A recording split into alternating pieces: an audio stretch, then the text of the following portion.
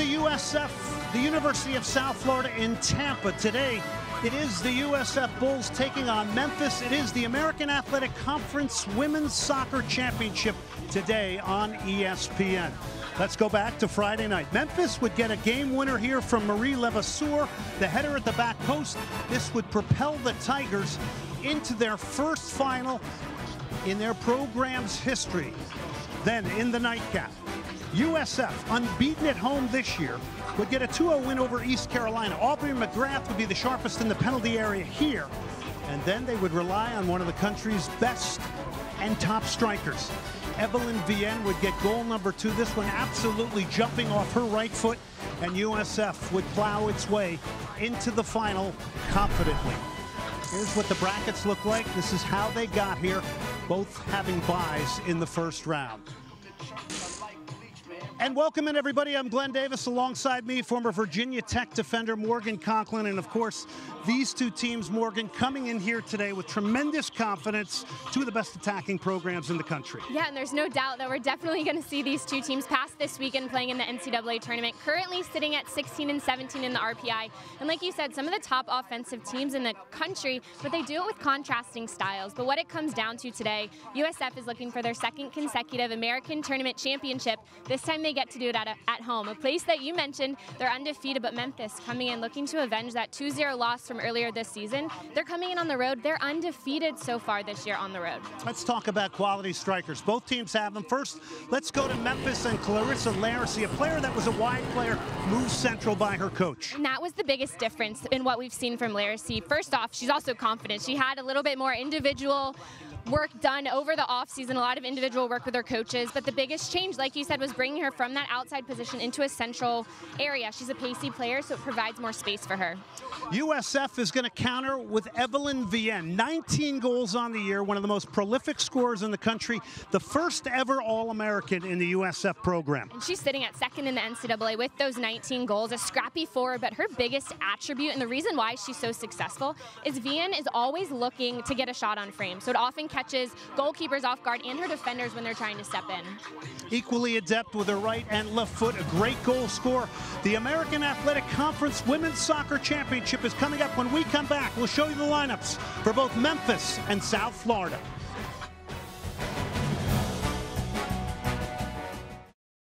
And welcome back to Tampa, Florida, the University of South Florida. This is the beautiful Corbett Stadium on the campus of USF. #1 South Florida against #2 Memphis here in the American Athletic Conference Tournament Final. Huge opportunity for both these teams. Let's take a look at the Memphis starting lineup under their coach, Brooks Monaghan. Well, there's no difference from how they lined up in their last game. The biggest change was, though, that they made before the last game was they brought Chanel Hudson-Marx from an outside back position to central to limit some of the attacking presence against UCF. And tonight, her biggest job is to limit Evelyn Vien.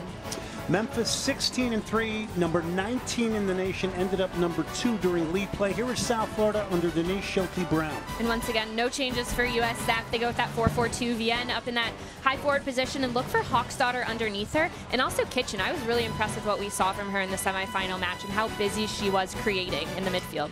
And there is a good look at one of the top goal scorers in the nation, Evelyn Vien. 19 goals on the year, only a junior, to go along with 5 assists.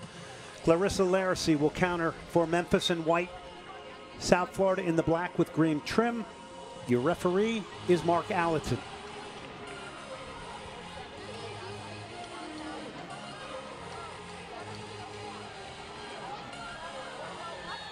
Game on here in Tampa for an American Athletic Conference final championship here. One that could also certainly affect the potential of home matches in the NCAA tournament. We expect both of these teams, no matter what happens here today, to get an opportunity to go in at an at-large bid. But the winner of this will go into the NCAA tournament. Right off the bat here, it's Vien's. Conditions on Friday night, tornadoes, rain in the area. Today, temperature of 75. This field has held up remarkably well after 3 games on Friday night, including the USF men's team as well, Morgan. Yeah, and we were wondering what we would see coming out here, because anytime you play 3 games on one field, you always expect it to be tore up a little bit, and then with the weather as well. But I'm really impressed with the playing surface that we see today, and it doesn't look like it'll be an issue whatsoever. Good spacious field, 120 by 80.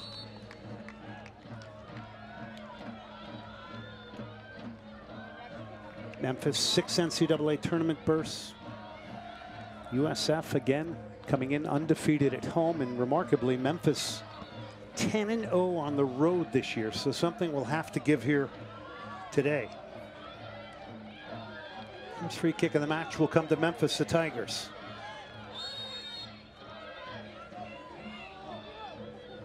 Box is loaded up here for the Tigers. You saw some movement in and around the penalty area. Player goes down. It'll be a free kick, USF here. So what are you looking for from both teams here? And give us a little synopsis of how they both play, Morgan. Well, for USF, we'll start out with them. Vien is their main attacker. No surprise. We've mentioned her 19 goals so far in the year. And for Memphis, their biggest player to deal with is they have to limit Vien. Here's Memphis on the attack here, pressing style. That's what they're known for. They've won the ball in a good area. Shot there was blocked by Serena Dolan, and free kick will come to USF here. After coming out of the back there and committing out of the tackle was Catherine Levasseur. I think that tackle looked worse than it was. Levasseur was just late to it. She went in, ended up missing actually, which then leads her to take out her player, but with the pace that was moving forward, it looked a lot worse. But Glenn, going back a little bit to those keys, talking earlier with the Memphis coach, they felt that they played well in the 2-0 loss earlier this season. But at the end of the day, Vien scored 2 goals. So they felt that she just individually beat their team, which is why they made the decision to move Chanel Hudson Marx from the wide outside back position to a center back. So she's really marking Vien and really shutting her down. We saw that in the first couple seconds when the ball went in towards Vien. So for Memphis, they just need to keep creating chances, and then it comes down to finishing them.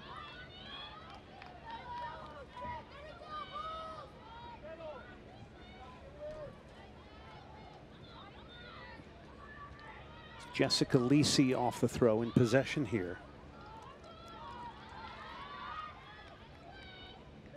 Of course, conference tournaments taking place today. Their finals all over the country. There's Vien trying the hold-up play there. Quickly was doubled up. It's one back by Memphis now. Very talented Clarissa Larisi.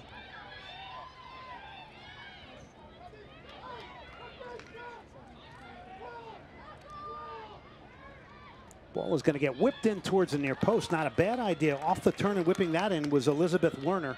Collected there by a very talented freshman goalkeeper in Sydney Martinez. 4 shutouts on the year for her, but in that win during the regular season against Memphis, had a ton of huge saves. In fact, 10 in that meeting. USF had difficulty in the regular season meeting with this high press of Memphis, and there's no doubt that they were going to bring it today. Once again, that high press, it's not just the first line of pressure, it's the amount of players and also the ones underneath that's causing issue for USF. Boychuk knocks it back. Lisi's going to drive this one into the box. So it's Memphis applying the pressure here, and off her line again comes Sydney Martinez. Only a freshman, but certainly plays like an upperclassman. There's Brooks Monaghan. 19th season in charge. They've won 5 league championships. He twice was the Conference USA Coach of the Year. Played at Memphis as a goalkeeper, still holding some records there. South Florida getting caught in possession, and this is what their head coach Denise Schulte-Brown told us, is that they're going to have to play out of the back very quickly and break that first line of pressure. They knew what to expect with the pressing, very aggressive Memphis.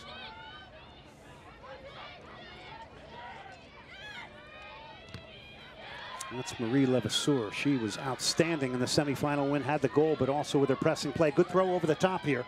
It's Boychuk who whips it into the box. First shooting opportunity of the game. It's 1-0 Memphis.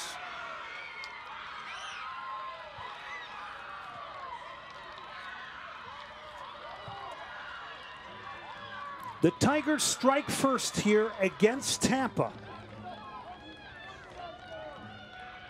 And it's Catherine Levasseur. Well, and at first it seemed like USF was a bit reactive, and this is a perfect example. This ball comes through, nobody steps to Lera. She slips in behind. It's a slow roller at that point. Nobody even goes to contest with her. She pops that one back to the far post. Clarissa Lera now picks up goal number 11. We gave her the drum roll in the open. That was appropriate. So Memphis Tigers off to a great start here in Tampa, Florida with a 1-0 lead. And Glenn, it's hard to say that I was waiting for that to happen because this game is just a couple minutes in, but I was. And I think the press from Memphis is really dangerous right now because USF has been caught a bit on their back toes. And sometimes that happens when a team is coming at you that quickly. But for the Bulls, they have to expect that and then play past it. And I don't think they've done a good job with that in the first couple minutes. And it just shows Memphis completely able to capitalize on a slow throw. It wasn't a quick throw that caught people off guard. It just isn't organized in the back, and they took advantage. Well, listen, when we were talking to Denise Schulte-Brown, I mean, everything was about the high press and dealing with the high press of Memphis. So this is not a surprise the way that the Memphis Tigers have come out, and they've been rewarded with the game's first goal. And that's why I'm a bit surprised with what we've seen from the start from USF defensively. Vien's now knocks it inside. It's one back now by Memphis. Warner knocked it into midfield. Trying to switch a play there was a goal scorer, Larisi.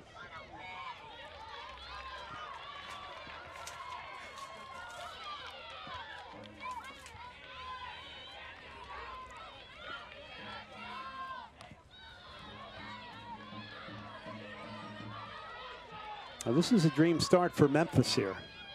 We're the #2 seed in the tournament.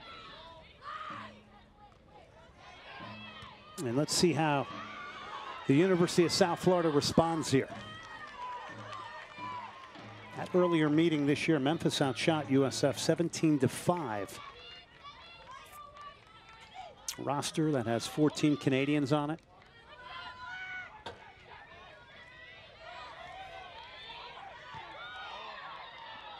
Marie Levasseur, and there is that pace that is a threat behind the defense. Clarissa Larisi.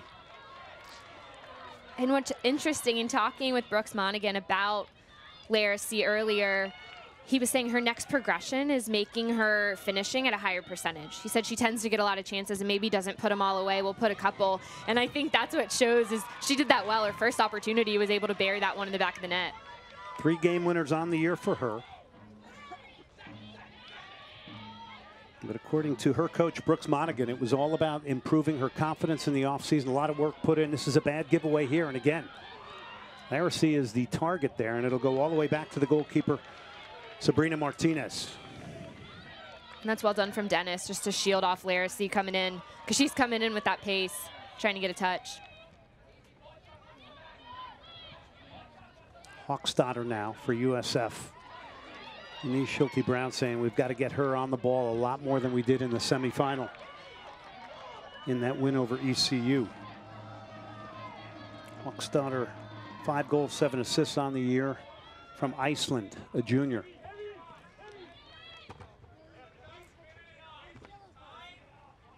Standing on it is Elisabeth Moberg.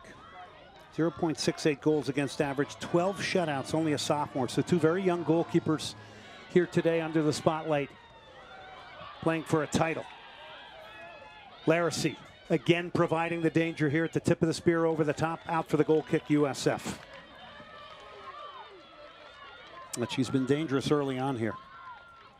And you see Larisi just trying to get a look there. I think that's a pretty low percentage opportunity. Her angle's closing down, coming away. She didn't have too many options either to combine, but I think at that point she can put her foot on the ball and bring it back because USF is trying to organize and slide defensively, so there's no need to kind of force an opportunity there.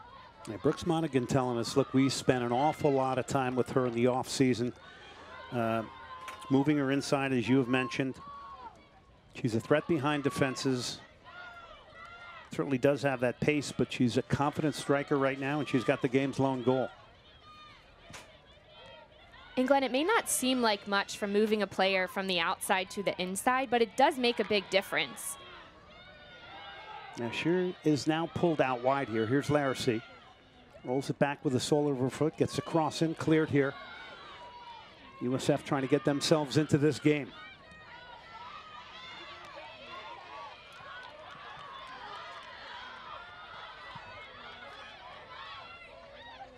This is Gauthier, who's the Defender of the Year in the conference.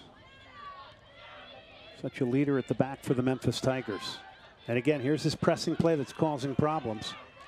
And that's where you want to get it to. Beautifully cushioned control there by Vien. And a good switch of play. First time USF has really opened things up and looked comfortable here in the first half. Vien trying to get into the penalty box. This is Jessica Lisi in a battle over there. It's going to be a free kick, Memphis now. Clock ticks down in the college game, unlimited substitution. If you are taken out in the first half, you can't re-enter in the second half. You can re-enter once.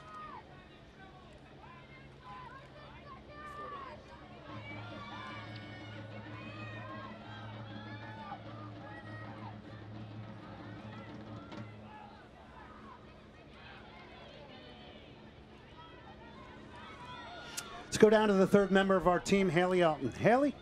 This really has been a surprise start, and when I had a chance to catch up with USF head coach Denise Schulte-Brown before this game, she told me that she didn't really love their start in that first half against Memphis during the regular season, so she challenged her team to come out faster today, pass that ball around, switch the point of attack, and try to wear Memphis out.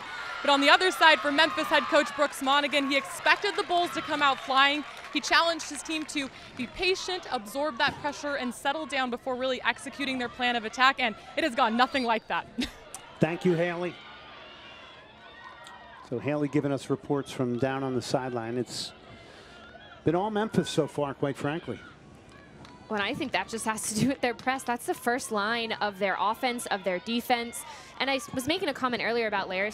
Moving her central is such a strong choice coaching-wise because she becomes a constant outlet in their press. She's either the first line or when they win it, they're always looking to her, and it's easier to get her involved when she's in the center of the park rather than being caught out wide on the wings. Jessica Lisi to take the free kick now, a junior from Canada. She's got 5 goals and 3 assists on the year. She's going to knock this into the box. It's going to be a challenge there, and off her line, very confident, is Sydney Martinez from Rincon, Georgia.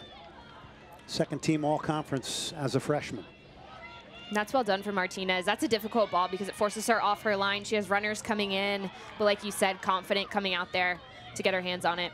Hudson Marx stepped up to win that challenge. Wojciech knocks it back. This is Malan trying to join in the attack.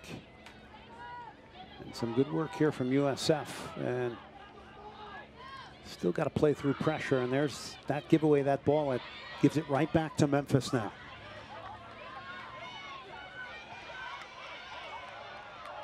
Moberg.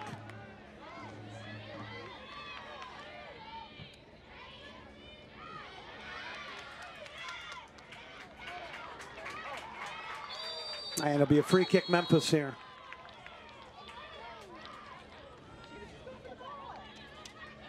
Nasello with that extra elbow going up for the header.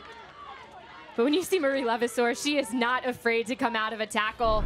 She goes in hard. She has that high energy. But then on this one, it's the extra elbow coming in there against Dolan. That was Nasello called for the foul. Again, it's going to be Lisi standing over the free kick now. 1-0 Memphis.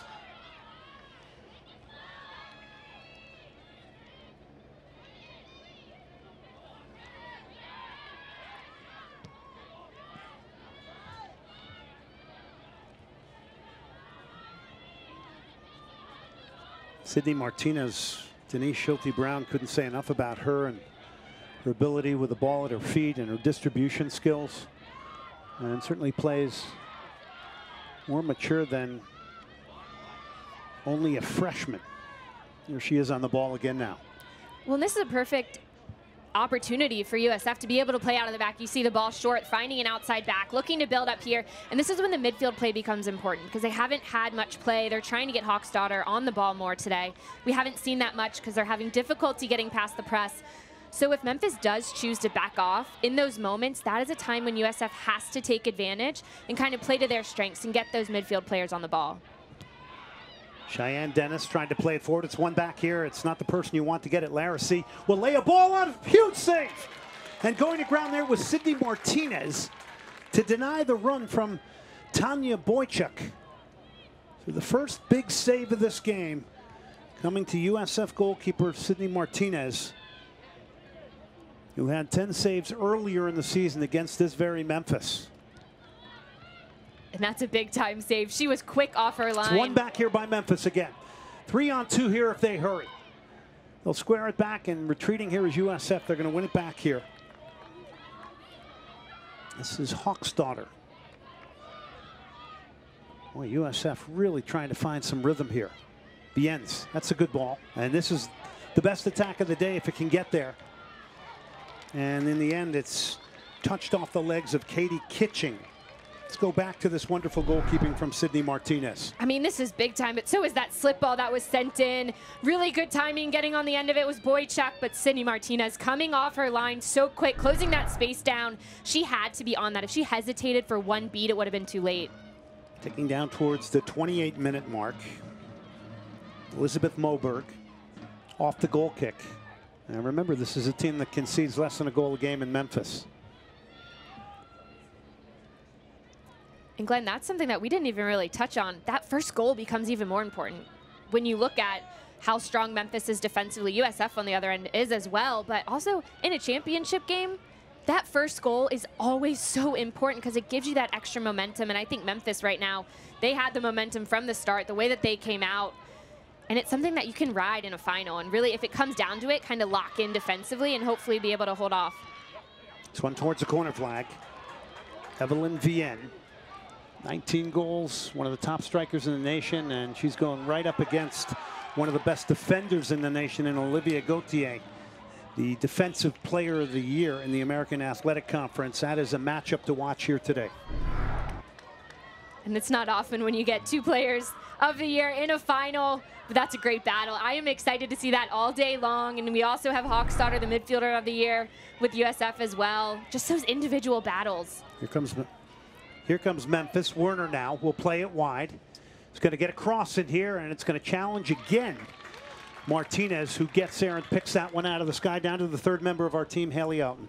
As we talk about this Memphis defense, when I talked to Brooks Monaghan, he said that since day one, it's really shown senior leadership. They've brought 100% day in and day out. And when he has said jump, they've said how high. But what's interesting is what's actually made them better this year, in his opinion, is the spirit of his freshman class. While there may not be a ton of freshmen out there playing, their level, their excitement, their energy has really brought the veteran group up. Here's USF now. Thank you, Haley. And Memphis will go direct over the top, and that is an option with the pace of Clarissa Larcy. Sophomore from Canada has done it from the goal scoring perspective, but also showed us she's a tremendous distributor as well. Setting up that wonderful chance for Boychuk, which was only denied by goalkeeper Sydney Martinez. Here comes Memphis again. Boychuk is going to lay it on. And there again is a diagonal run from Larcy, and just could not get on the end of it.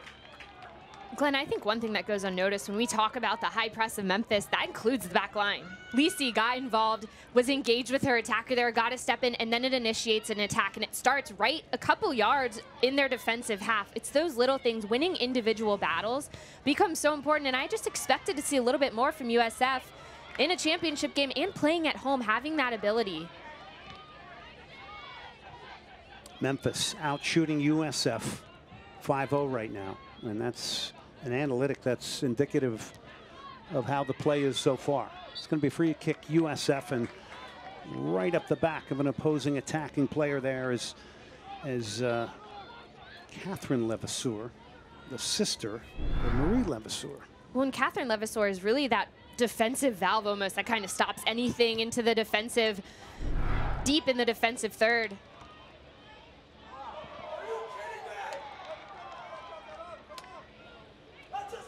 But USF possession here, and coming up to take this now is Sabrina Wagner.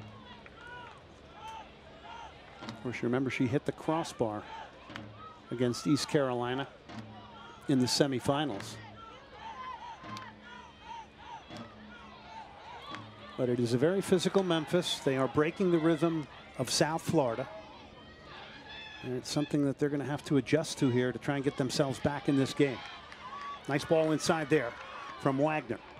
This is Hawkstadter, who every time she gets the ball does something very positive with it. That time trying to find the feet of Vien.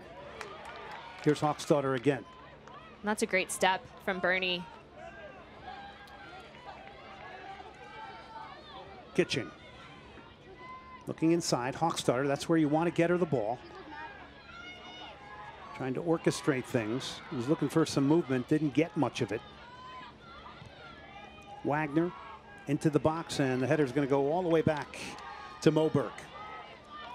That's really one of the first team buildups we've seen, and Hawkstadter was on the ball there, moving this team forward, like you said, always looking to progress a little bit. But I think one of the keys for USF, if they can pull Catherine Levasseur out of position, she's sitting in front of that back line, and if you look, she's always going in hard to tackle. She's going to look to win every 50-50 ball. If they can challenge her and pull her out of position, it opens up little pockets centrally to allow their talented midfield players to get on the ball.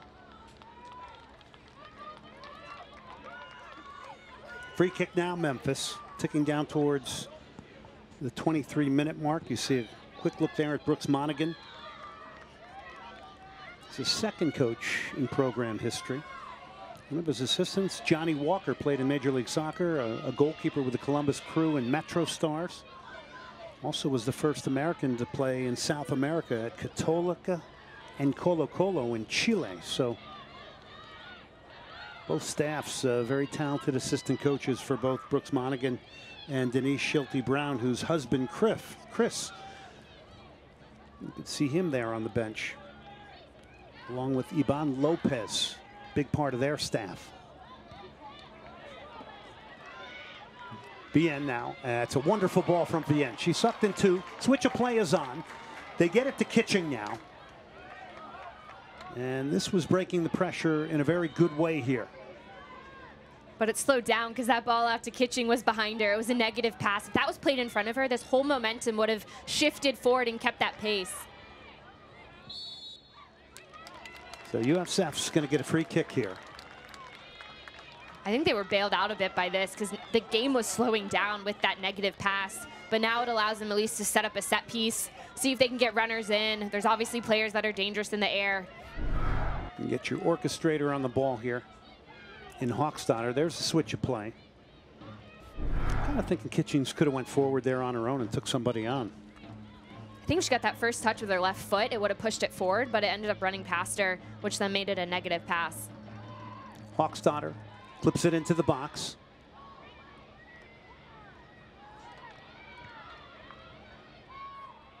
So the first real sustained territorial play now from USF, who's got to counter the pressure of Memphis with some of their own.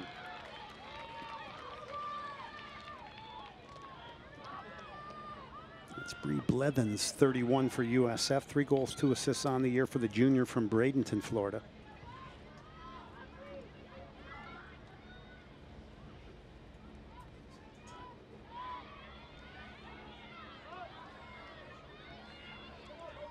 Control that time, letting down Lera. See?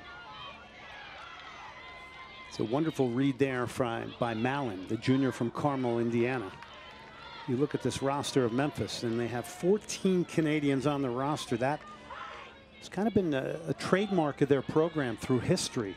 They have had this pipeline into Canada.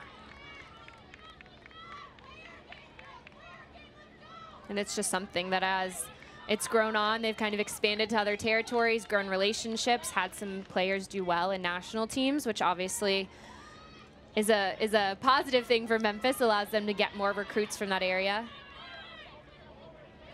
Yeah, Monaghan was telling us that it established a lot of relationships. Here is the very talented Marie Levasseur to the end line. She's going to earn a corner. She was outstanding in the semifinal on Friday night. Not only got the game winner, but just her attitude, her pressing style, really lifting Memphis in that game. When you see her right here on that, with that opportunity, her energy, the way that she keeps going, tries to get end line, but well done from Bernie. She sees that Levasseur's backing up to give her some sort of angle with that left foot, and Bernie just continues on with her run, is able to block the cross. Marie Levasseur, according to Coach Brooks Monaghan, every time she gets the ball, I want her taking people on. He said she's got the green light. Go, go, go. Memphis off the corner now. It's Lisi who takes a lot of the dead ball situation. She'll curl it in. Trying to get there and couldn't get there was Martinez. The header's deflected away. And Dennis will clear the danger here. But Sydney Martinez came for that. Could not get a punch to it.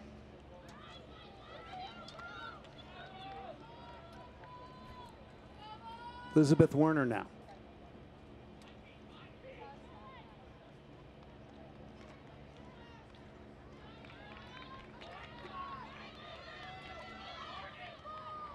Senior from Bloomington, Indiana, off the throw-in.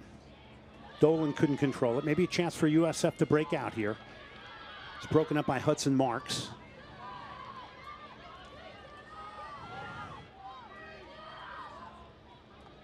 Memphis coach Brooks Monaghan saying, you know, it's putting Hudson Marx in the middle there to partner up with Gauthier. Also a good thing in helping to deal with a striker of the talent of Evelyn Vien.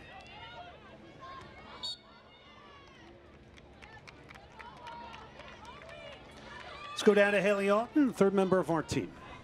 We see Marie Levasseur here on this near side, but before this game, Coach Schulte Brown was telling me that she's really challenged Sabrina Wagner, who we're about to see take this free kick, to win this individual battle. This is one that Coach had circled on her matchup today, so really a good challenge for Sabrina in this game. Thank you, Haley.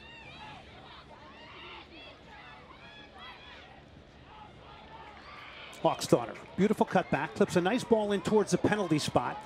This may be a chance for USF here, and then some clean handling there by goalkeeper Elisabeth Moberg. Andrea Hawksdaughter is so smooth on the ball. She gets that double cut, and she goes 1v1 against Catherine Levasseur, gets her to commit, able to get by her. I like that next ball in, but would allow the second chance for USF. It was a poor clearance. Here's Larissy, the game's goal scorer.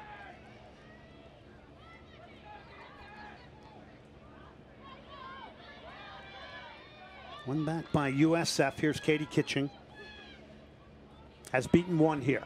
This is good from Kitching now, trying to drive forward here. And in the end, has to go back. So here, this is where the press makes it awkward. It's one back here by Memphis. They have done a great job of this. Here's Larissy now at the top of the box. There's real trouble here for USF. It's still Larissy, lays it wide. It's cut across the face of goal and handled there by Martinez. A better final ball, though. You had at the far post Marie Levasseur for Memphis. And this was a slow buildup, though. Larissy, nobody steps to her. Yes, Dennis is near her, but nobody is engaging. Boychuk looks to hit this one. Like you said, Martinez able to clean that one up. I think if it was whipped across with pace, it definitely would have gotten through. But defensively from South Florida, that's just not good enough. Somebody has to step and initiate with Larissy, because she's going to continue to dribble and take her space. And again, it was all off a bad giveaway. And this was something that Denise Schulte Brown was very concerned about, was being very clean on the ball in their own half of the field, because it can really happen very quickly with the likes of Larissy and Levasseur. Not to mention Boychuk.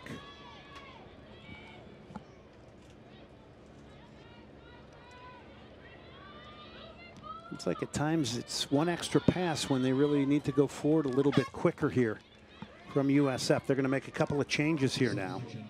And just body language-wise, you're seeing some frustration. Hawksdaughter's looking to play that one in behind. Her hands after are wondering, why didn't my player go? And then her teammates are kind of wondering why she decided to hit that. So I think things are just a step off right now for the Bulls. I think they feel that they're still trying to work their way into this game and maybe find what they can do well in this game, because Memphis has found the press. That works for them. And USF is still trying to kind of figure out their way into this game to find the rhythm.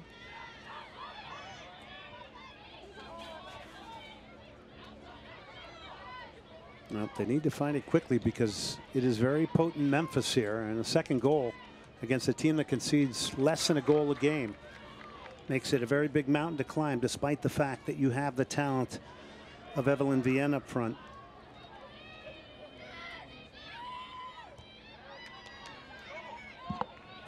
Olivia Cook and Rebecca Anderson have come on for USF.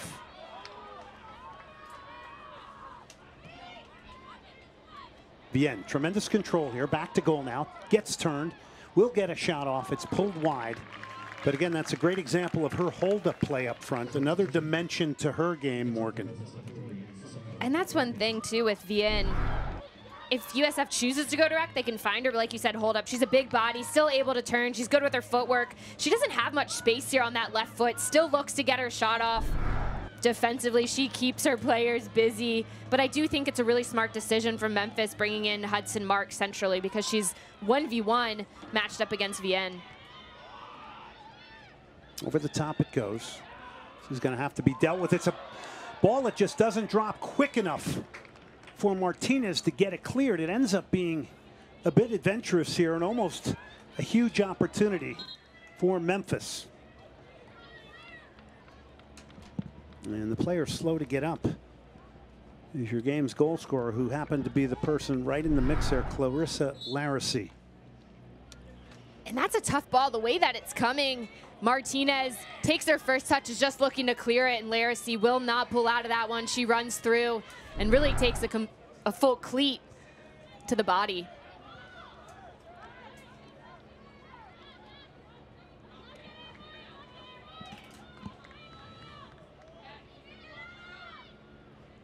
Glenn Davis, Morgan Conklin, Haley Alton. This is the American Athletic Conference Tournament final here. Defending champions are USF, but they are down 1-0 here to a Clarissa Lera goal. Been a very aggressive, sharp from the opening whistle Memphis that has come out here and disrupted USF's flow here as they still try to get themselves into this game.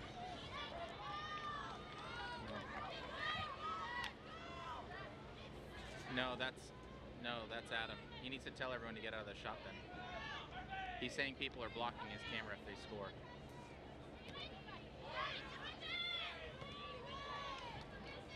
Battling spirit there from Kitching, who's now moved over to the right side of the field. Malan off the throw for Memphis.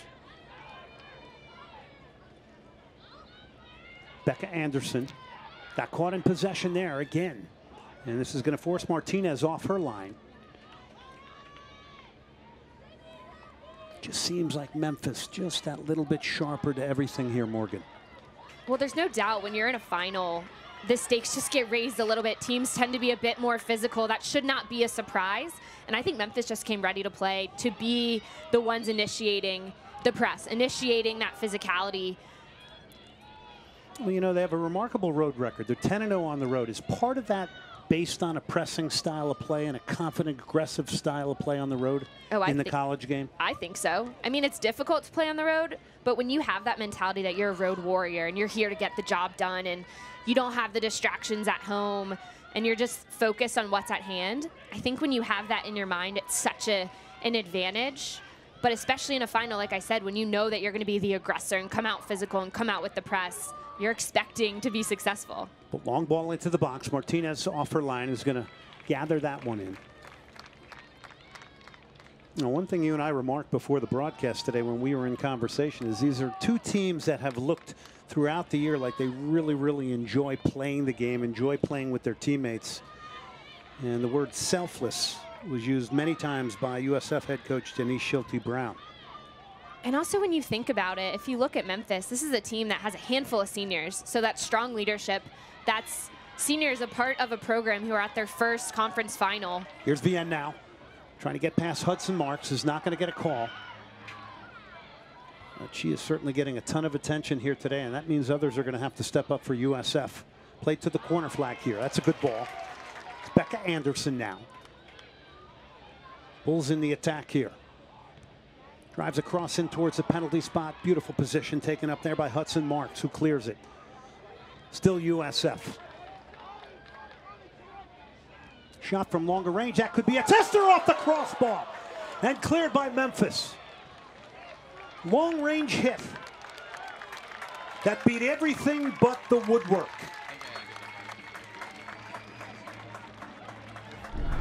Glenn, there's no doubt that these subs made an impact for USF. That's Cook getting forward, getting her foot on the ball. And then previously, if you look to the other one, Anderson, she's the player that made that run into the corner. maybe that's something that USF needed. Players on the sideline watching, seeing how things weren't going their way. They wanted a change, and well done from both Anderson and Cook to come in and be those spark players and to make a difference. Clarissa Lera has come off for Memphis, so the last 10 minutes she'll get a bit of a break.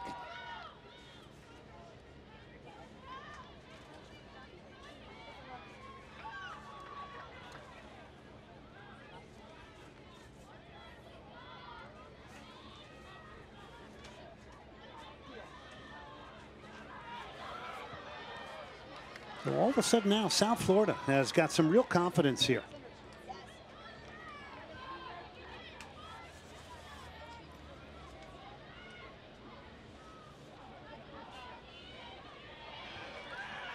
Can they get across? And this one goes towards the back post and grazes off the crossbar again. So maybe a mishit cross, almost turning into a tying goal here. And Moberg's going to jump on this and try to calm things down here for Memphis. So some good energy from the bench here, as you mentioned, Morgan. Yeah, and I'm going to give a lot of that credit to those players that came in, because I think when you bring in Anderson, who wants to make a difference, Cook, an outside back who wants to get into the attack, that forces defensively other players, Memphis, to look out for other players, to maybe keep their eye off Vien for a second, or if they're going to watch Vien, those other players are going to be able to jump in and make a difference. So I completely would give credit for this kind of shift in momentum to Anderson and Cook coming in and being willing to step in and get into the attack, because that's what was missing from USF. They brought a good edge here, and they have pushed the tempo here the last couple of minutes. Memphis in possession here. Go out for another throw-in.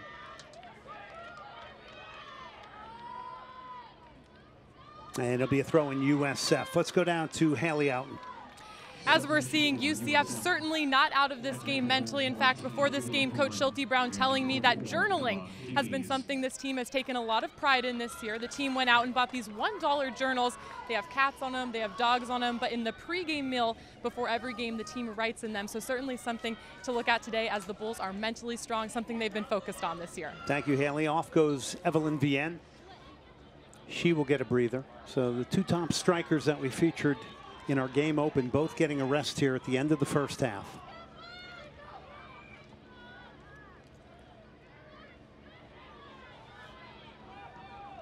Ball gets crossed in. Oh, it's a wonderful cross, headed back across the face of goal. Not able to get the power on it was Marie Levasseur, but a wonderful piece of delivery there to the wide midfielder who came into the penalty box.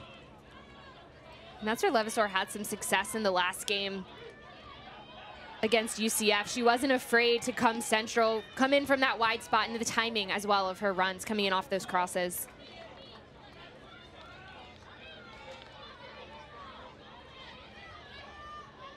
Flipped on towards the corner flag. Here's a very athletic Chanel Hudson Marx against Kitchen. It's going to be a free kick now for South Florida. Hawksdaughter stands over it. And boy, Denise Schulte Brown wasn't wrong. The more they get her on the ball, the better they look as a team. I mean, there's no doubt Hawksdaughter is special. We see her on set pieces in the run of play. I think they're still trying to find her more in the run of play today. But she's the one who pulls the strings and sets others up. Here she is to take this set piece. Andrea Hawksdaughter from Iceland, a junior. First team all-conference. Box is loaded up here for the Bulls, and it comes.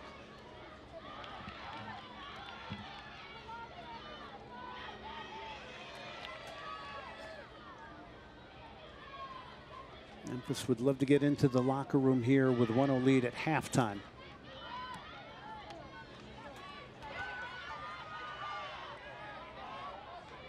Malan. Marie Levasseur. That's a wonderful ball towards the corner flag. It's pulled Dennis out of the middle now. Cross will come into the box, and getting off her line quickly there and confidently is Sydney Martinez. Once again, Martinez, I think she's proven to this Memphis team that if they're going to beat her, it has to be something special like what we saw earlier from Lera. These crosses, if they're not whipped in directly at the attacker, she's going to be able to step up and get her hands on it.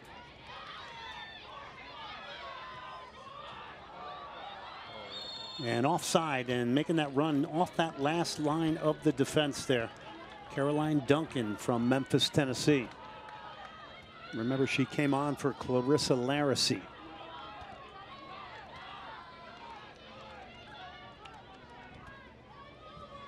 Dennis.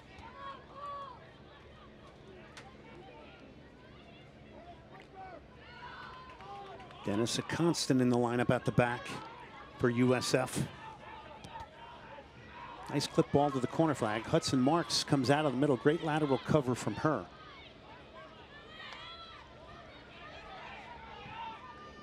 Malan again knocks it forward as Memphis kind of going vertical here. Martinez will clear for USF. Less than 5 minutes left here in the first half.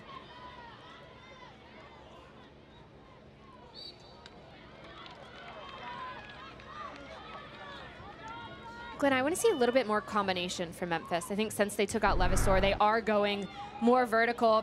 Taking a look at this last tackle, that's Catherine Levasseur, that, like I said, defensive midfield player who's always getting involved in challenges. But one thing I want to see a little bit more of is play through the midfield. Can we find Dolan for Memphis? Can they get Petrosky on the ball rather than just going direct?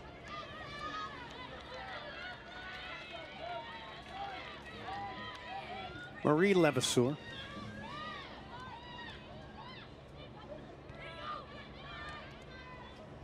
There's some of that combination play you were looking for.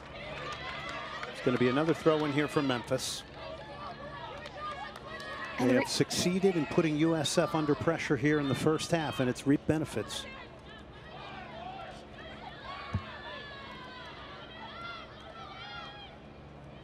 There's that pressing style. Can this be broken here by USF? It's turned them back to Dennis now, who has to switch the play and does. That's good work there to break that pressure from USF. I can't hear him, so.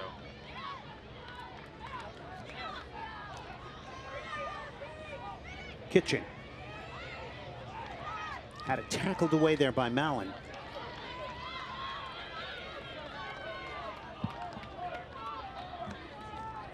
Sabrina Wagner now.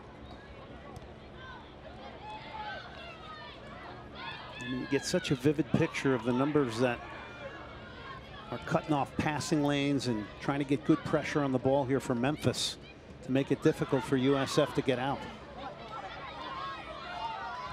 Well, one of the keys for USF to get out is Hawksdaughter, which means she has to drop a little bit deeper than she normally would because she's that outlet. So then she has to have the ability to get into the attack because they need her ability on the attacking end as well. Kitching knocks it back.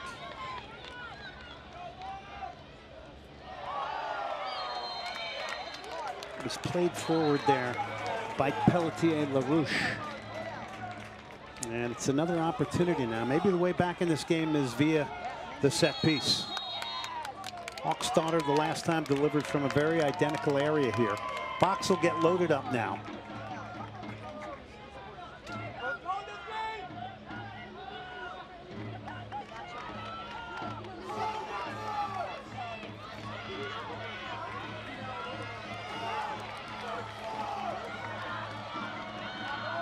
Hawksdaughter.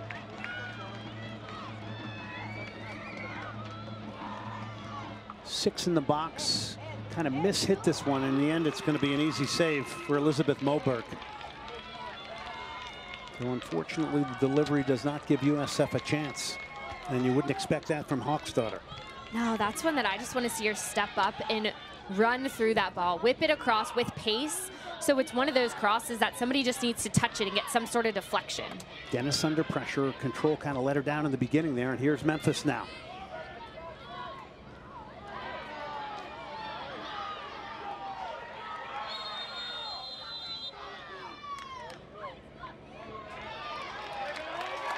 And they're going to give Marie Levasseur a yellow card here.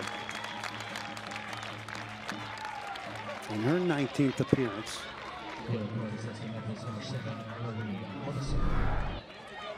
I'm not sure why there's too much conversation about this. Levasseur starts to get in the way of her player coming forward. No, she doesn't really stop Wagner, but she goes like she's going to, then tries to pull out We also saw, obviously, the shove on the other end, and that's just the referee saying, you've done it 3 times. This is a warning. Less than a minute here in the first half. Lone goal scorer, Clarissa Lera.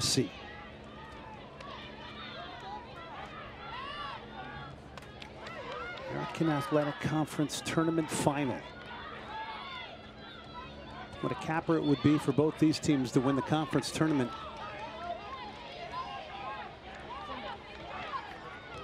Of course, on Monday is the NCAA tournament selection.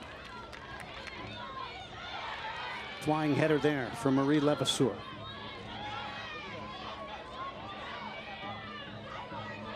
It's turned into a bit of a grind-em-out battle here the last 15 minutes of the first half. Over the top it comes. Offside flag is up. First half is going to come to an end. Wrap it up here, Morgan.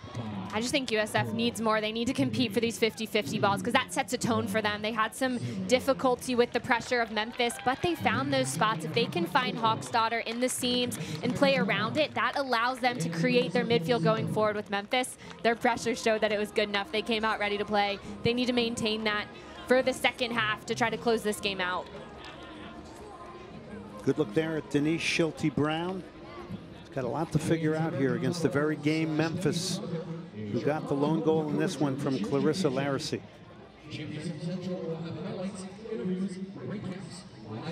Tigers staking it out here in their first ever title game, looking for their first final to winner. Let's go down. Brooks Monaghan, the coach of Memphis, with Haley Outen. Coach, your team able to get on the board early. How pleased were you with the energy and the way they were able to dictate play, especially early in that first half? Yeah, I mean, it's an intense game. I think the kids have brought that. But, again, my biggest complaint is our substitutes. Our substitutes have to be better, right? And we have to go at their back line, right? Too many times we're going backwards, and we need to go at them. We need to go at them. But overall, listen, playing a great team, up 1-0. Hopefully we can continue to keep working our butts off. Up a goal, what will you challenge your defense to do in the second half? Obviously, it's just shut down their back or their front three, right? And stay focused. Don't mess with the ball in the back. And when in doubt, it's okay to go direct. Thanks, Coach. Good luck in the second half. Thank you, Haley. That was Coach Brooks Monaghan. And Memphis with a 1-0 lead here over South Florida. 45 minutes to go. Stay with us at halftime here in Tampa.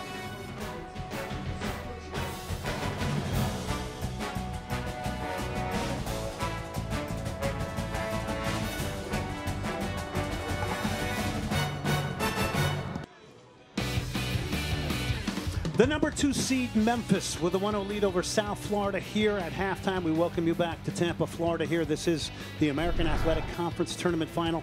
6 minutes in, this is the start Memphis would like. Yeah, and Boychuk had enough time to send over that volley.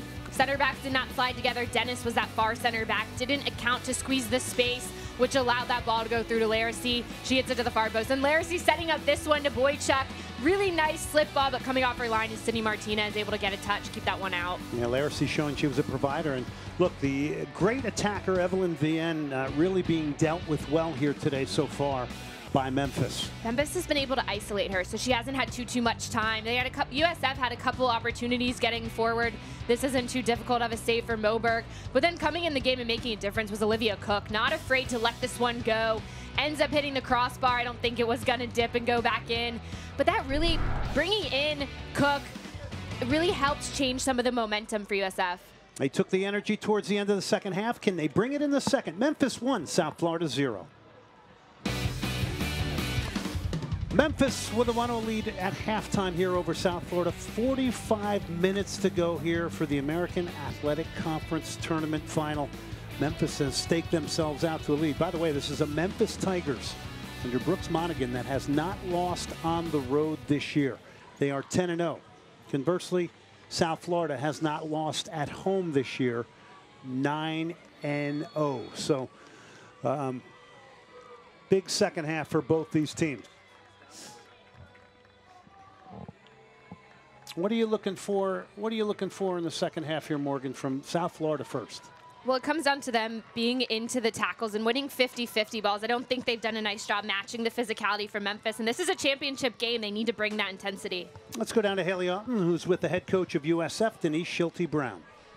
Coach, down a goal, how does your team gain some control and momentum here in the second half?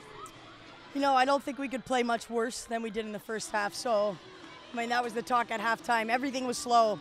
Slow to get out of the back, slow to move, slow to react. It got a little bit better as the game went on, but just a really disappointing start. I don't know where the energy was. It did start in warm-up. It wasn't there. But, I mean, they got nothing to lose now, and honestly, I don't think it can be any worse. Thanks, Coach. Okay. All right, thanks, Haley, and our thanks to Denise Schulte-Brown, who's not very, very happy. She said it was a very slow start. And it's interesting, she said they had a good warm-up, and a lot of times teams do have good warm-ups, and it just doesn't translate to the actual on-field playing. But there's somebody that can change the game. Evelyn Vien is back on for USF in black, Memphis in white. They are in the pole position here heading into the final 45 minutes of the American Athletic Conference Women's Tournament Final here.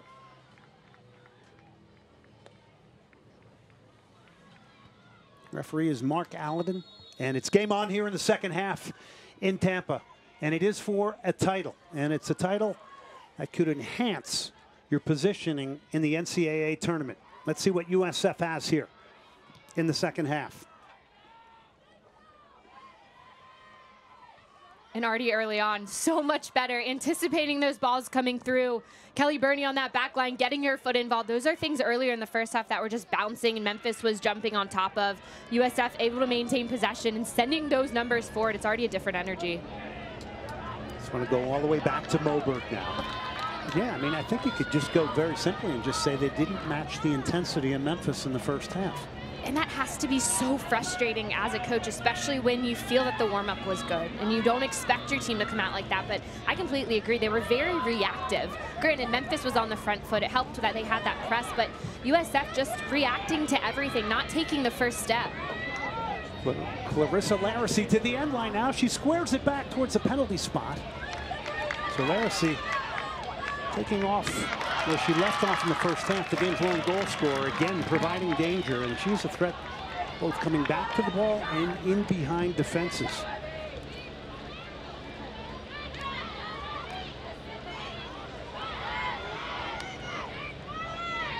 Sella was trying to come out of there.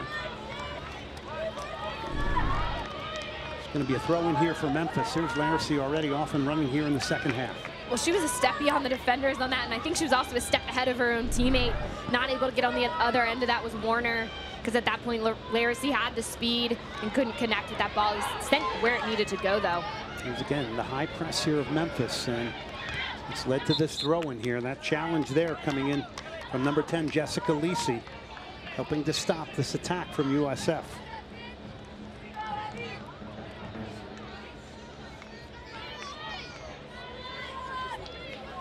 Conference tournament finals all over the country, the FCC, ACC, Big 12, all of their finals today as well. And then everybody tomorrow will be gathering around monitors and televisions and computers to find out about the NCAA tournament selection show. November 9th, first round of the NCAAs begin. November 30th, the Women's College Cup in Cary, North Carolina. That is the destination.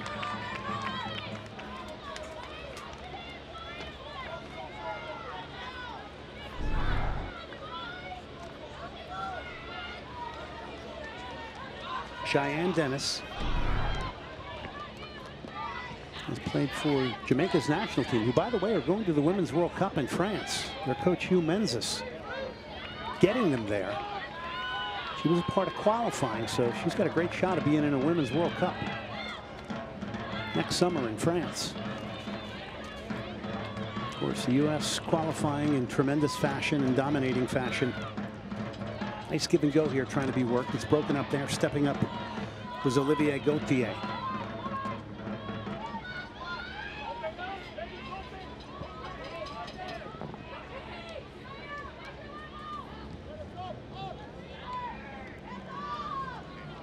Who do you want to see more from USF, Morgan? Well, if we want to start in the back, I like seeing Kelly Burney on the ball right there, but I want to see a little bit better decision making. I think in the first half it was so slow. granted, Denise Schulte-Brown spoke to that as well, but it was slow, just the decision-making, and they like to play out of the back, but nothing was really with a purpose. So I'd like to see her get on the ball and connect going forward, beat that press, find that ball central. I think also if they can get this ball wide, they have a really good freshman in Sydney Nasello. I don't think she's been on the ball too much. I think she's been caught wide. That's on her as well to bring herself centrally and say, hey, I want the ball, give it to me, because you can see the frustration in her body language, but I don't think she's doing too much to insert herself into the game to change that. Yeah, I think that's a great point. The movement off the ball doesn't seem with conviction. Passing angles need to be created here for USF. But it all gets back to a frustrated head coach at halftime, Denise Schulte-Brown, in her 12th season, who said basically we were slow to react, slow to move. Well, and that comes down to little things too, because Cheyenne Dennis has the ball there, plays it wide, and then the player receives it facing her own goal. Those are little things. Get the ball face up, bring it with the outside of your left foot if you're on the left side. If you continue to do those little things the wrong way, it kind of adds up and inhibits you from building an attack or getting forward. Here's Lisi now, tackled away there by Nucello. Good defensive work from her. USF needs something to platform off here in the second half to kind of change this game, and immediately you think of Evelyn Vien and a magical moment from her. That's a good penetrating ball out wide here. Sabrina Wagner knocks it inside. Nucello splits two. Good movement here from Nucello. They've got it out wide now. It's a good attack. They've got numbers into the box now. Here's USF. Cross comes in towards the penalty spot, cleared away by Malan. Lera over the top. This is going to go. This is Boychuk, who's going to challenge Martinez, who needs to get there, and it finally drops to her. And wonderful control here, and immediately though it's one back. Serena Dolan now for Memphis. We'll try it from long range. That's a hit that's going to go over the top and out for the goal kick here, ticking down towards the 39-minute mark. When that big direct ball was played over the top for Memphis, I don't like the way that that was handled. But this last opportunity, getting forward on the ball is Dolan. She just takes her space, lets this one rip with her left foot. But going back to what I was saying before that play, there's a long ball over the top. Cheyenne Dennis is calling her goalkeeper out. You see her motioning with her hand to bring the goalkeeper out. That ball's a slow roller. And that's a lot of ground for Martinez to cover because it's coming in slow. She has an attacker coming at her, and Dennis just kind of backs off and is jogging because she called her goalkeeper and she thinks she did the right thing and she lays off. I don't like that, seeing that, because as a center back, you are the last defender there. And you have an attacker going at your goal. You have to engage and you go and get to that ball unless your goalkeeper calls you off. You can't tell a goalkeeper to come and then just expect her to be there and stop your run in transition. Vien trying to get there off the turn, and that's how quickly she can turn and face a defense, but she's going to need support. She's going to need a supply line. And there, USF has to go back because no angles to play forward there, and you could see Kelly Burney saying, look, I need some movement in front of me.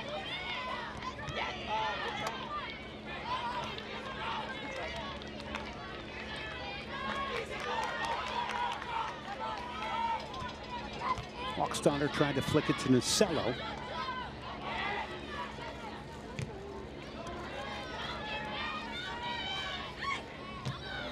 Tackled away by Hawksdonner. It has been a very physical Memphis as well. Putting a little bit extra into their challenges here today. Nucello now. Still Nucello. Nucello to the end line is going to pull a ball back. It's headed away. But a little bit vibrant play there from Nucello, positive here for USF. Yeah, and we didn't see those spurts in the first half. And I think partially that's her working to get on the ball. We saw her popping a little bit here. She has the ball at her foot, is able to turn, does a nice job 1v1. But then on the other side defensively, Hudson Marx is there to close her down.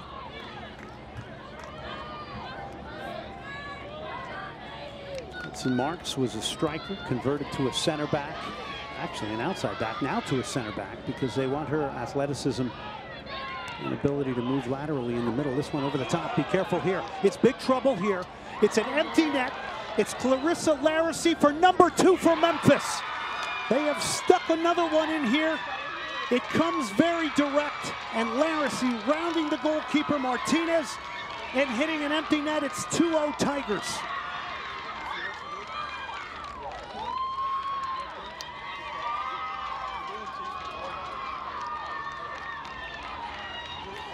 Took it beautifully.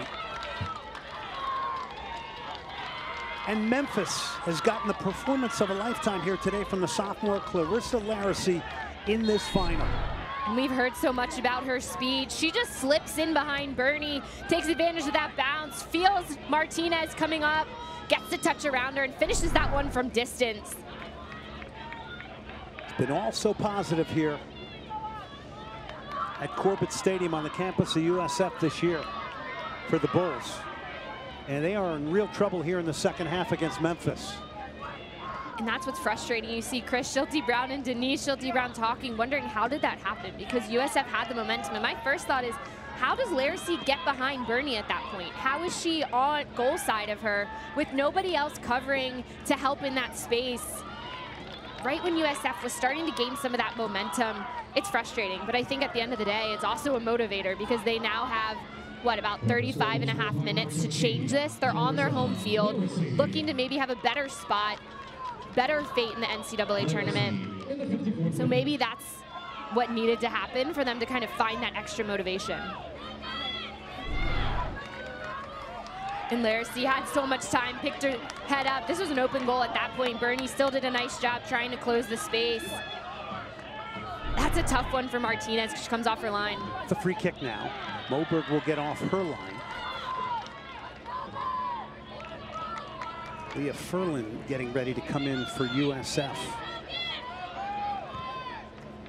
He's seeking some motivation from Jacksonville, Florida. He's a redshirt senior.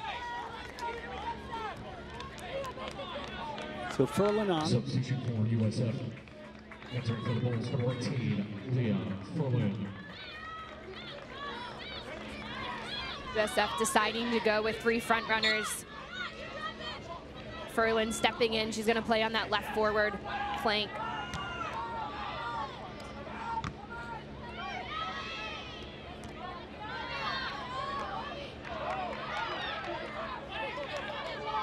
Hudson Marx clears it.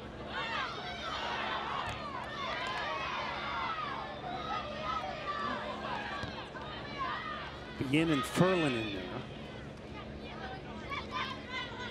USF needs to stir this game up. Well, and they also need to stop expecting to get calls. I know it's so frustrating as a player, but when you've seen that this game has maybe gone by with some extra elbows from Memphis that hasn't been called, maybe a ball out that wasn't called, you have to expect and not think that you're ever going to win a call, because if you don't expect to win it, you're going to keep playing. Eddie Kitchen now. She just came on for Nicello. Here's Kitchen now. Nice ball into the feet here.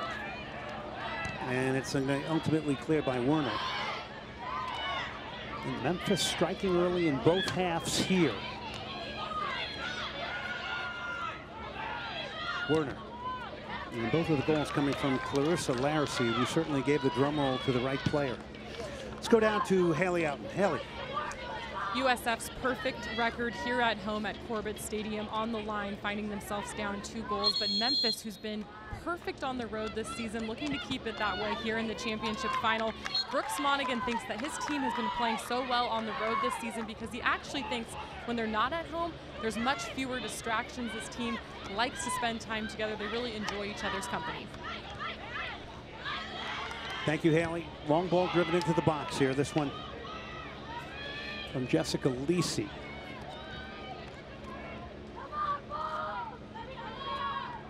But the implementation of game plans and tactics here, I don't think USF was surprised by anything that came today from Memphis. And here they come again now. This is Marie Levasseur.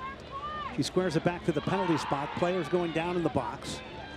Ball is still whipped in. It's headed away by Dennis.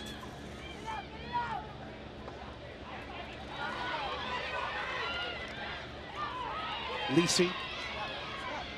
Real deep defending. This one will get rifled wide and out for the goal kick for USF here. I think that one was meant to be whipped across frame. Lisi might have mishit it.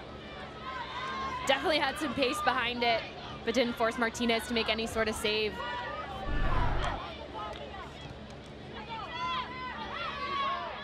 They have just been so blanket tight on people. Again, a great run. This is Lera again, who's going to square it back. It's Martinez with the clean handling.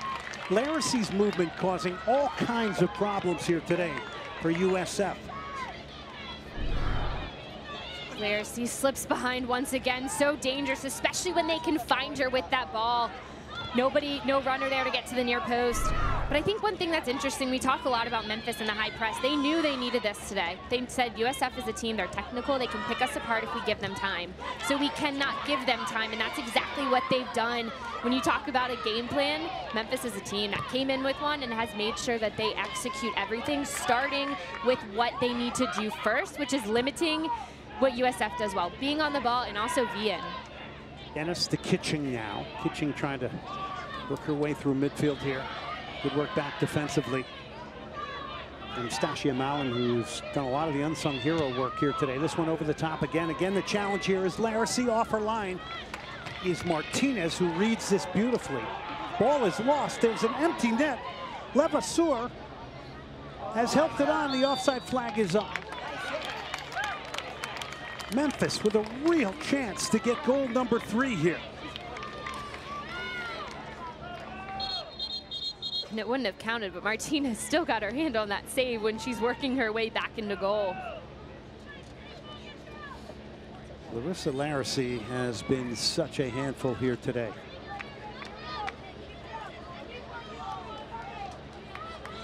And she's been set up by players, her teammates, that are willing to do the work, to go for 50-50s. USF on that far side, the ball is just floating there. It comes down to who's going to get it first. And you have an outside midfielder expecting somebody else to get it. And that's what happens is if you have the mentality that I'm going to win this, and we're seeing that from Memphis, that's what sets teams apart, allows you to win any I keep going back to 50-50s because it's that mentality, and that's the easiest way to see it, is who is wanting to win these balls when either team just has to sprint to it and get the first touch. Oh, it's a great ball into the box and fired over the top. That was the way back into this game. Hawksdaughter on the end of it after some wonderful combination play. This is one of the better moments of the day for USF. It's really good to see Hawksdaughter coming out of the midfield like that. Once again, it's Vien with the hold-up play. She knows she has the run coming through, slips that ball. Hawksdaughter doesn't have much time, still ends up getting a shot off, granted not on frame. But it's good to see her getting into the attack and seeing that combination, because those two can be so lethal. Yeah, it's a combination that USF has not seen enough of today. Why is that? I think Hawksdaughter's done a lot of work, but she's been deeper. Early in that first half, we saw her getting the ball off the back line a lot. The back line wasn't looking to play forward, so she's the outlet, which means she has to drop deeper in front of the back line. Therefore, it's more ground to cover going forward. Also, we didn't see too much of Vien holding up the ball and creating with others, part of which is because Hawksdaughter is deeper, but also because of how Memphis has chosen to defend Vien and going individually. Right now, they have 2 players on her, so Vien hasn't really been able to find any space to get free. It's kind of a catch-22 because you need Hawksdaughter for the build-up and to get the ball off your backs, but you also want her closer, Evelyn Vien, because those two are that lethal 1-2 combination for USF.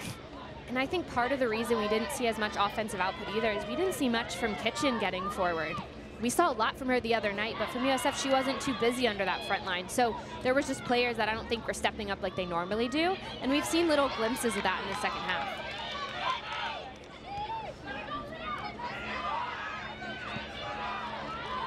Better from South Florida now, down a pair of goals to Memphis, who have owned the day so far. And now settling in more to sort of a deeper defending position as opposed to that high pressing game we've seen.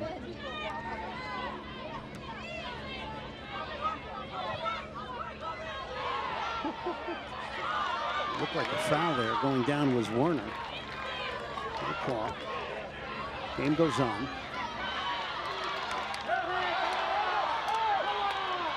Vien knocked off it, goes to ground. And Memphis will get a free kick, much to the chagrin of the South Florida fans here in Tampa. You have to give credit to Chanel Hudson Marx and the way that she has defended Vien. Individually, Vien gets her on the turn. I definitely think there's a little elbow from Hudson Marx, but she gets the tackle because she gets her foot stuck in. That's why she wins the ball. Then it's the second tackle coming through from USF, which leads to a set piece, or excuse me, free kick deeper in the half for Memphis.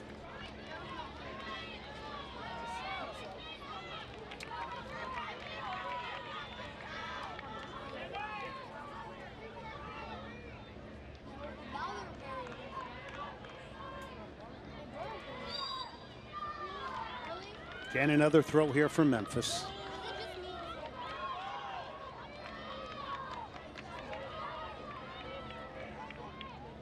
Glenn, it went a bit unnoticed, but on that initial ball that went into Vien, really well done from Sabrina Wagner, this left back. She gets forward, and it was when Memphis was brought down, Warner didn't get the call. She was a little frustrated, so you know Warner's gonna come in for a tackle.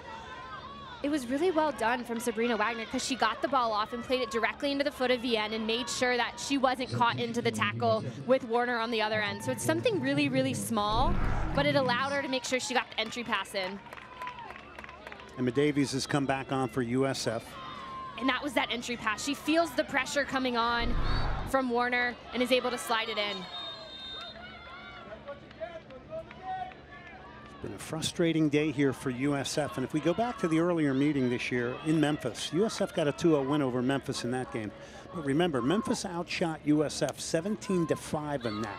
It's 2 goals from Vien in that. Cindy Martinez was absolutely outstanding in goal that day with 10 saves.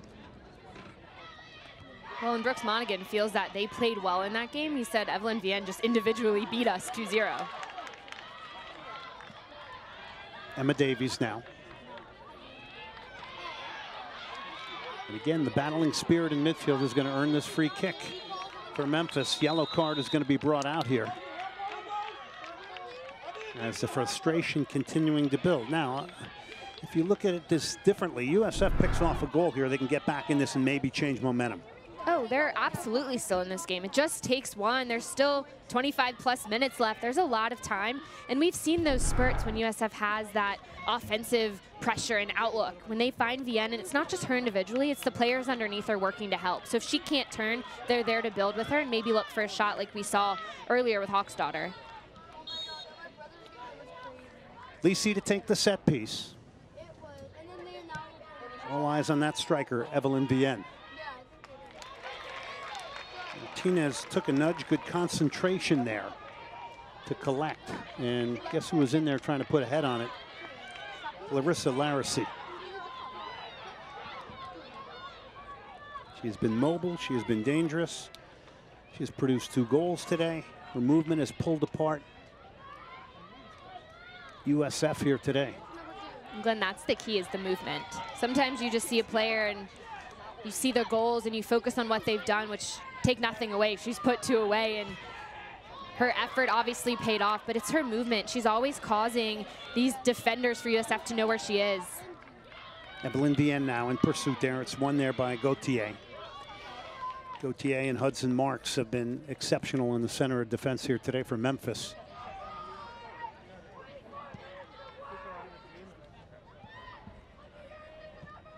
Boy, looking down at both benches, you can see what this means to both these coaches. And these are the types of games that can platform you into a good run in the NCAA tournament.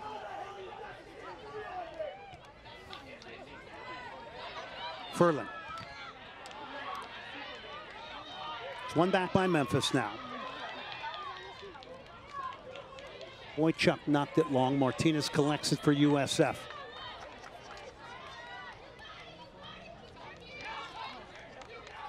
Cheyenne Dennis.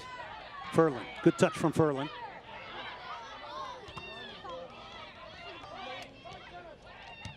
AAC knocked it back, and this one's just dumped forward here by Serena Dolan. By the way, was also first team all-conference. 2 goals, 3 assists on the year for her. She's broken up a ton of plays in midfield here today.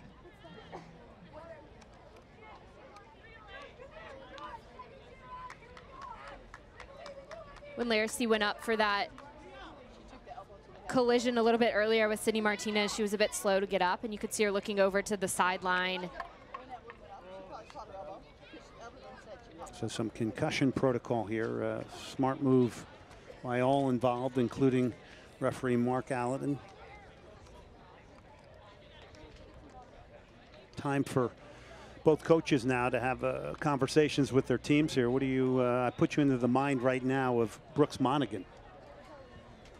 His team's doing a really nice job of winning the balls when they can and limiting USF when they start to spark any sort of attack going forward. But I think for them, it comes down to when they win the ball, they have to connect passes. Because if they cough the ball up, USF, as this clock winds down, is going to continue to capitalize on whatever that they can, jump on it when they can. So for Memphis, it comes down to just playing simple. They don't need to rush to get a goal. They can slow the game down a bit. So try to stretch out. Can you stretch out Vien? Can you stretch out getting forward Leah Furlan to force them out of their shape attacking-wise? Well, there's the contact from Martinez on Lera. Looks like the arm from Martinez as she jumped up for that took Lera. And at this point, Lera has some more games to play in the NCAA tournament. Is there any need to keep her in? She's obviously proven that she could do what she needed to do today. So you're just wanting to take care of your player at this point. Caroline Duncan has come on now for Memphis for Lera. Let's go down to Haley. Haley. We just saw Duncan enter the game, and before she went in, assistant coach Ted Bartel's telling her to not allow USF to pass the ball through the middle and switch the point of attack. He really wants her to keep applying that pressure that's working so well for them. Thank you, Haley. Good insight there from an assistant coach giving last-minute instructions to Caroline Duncan. And I think another thing that we've seen from Memphis that's working is they've dropped Catherine Levasseur a little bit deeper. She's always been sitting in front of that back line, but right now she almost looks like she's a third center back, really deep on that line.